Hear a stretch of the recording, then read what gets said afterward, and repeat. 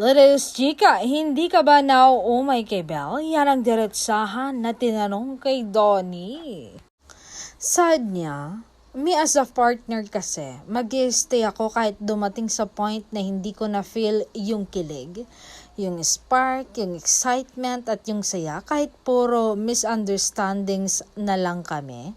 Kahit parang ang cold na at ang gulo na kasi di naman kita mahal para dun eh. Hindi lang kilig yung habol ko kay Bel Mariano, hindi din sa material na bagay or sa kasikatan and everything. Minahal ko siya kasi gusto kong maramdaman niya na kahit ayawan na siya ng lahat, ay may tao pa rin siyang mag-stay at magmamahal sa kanya. I commit. I take a risk kasi ganun ko siya kamahal.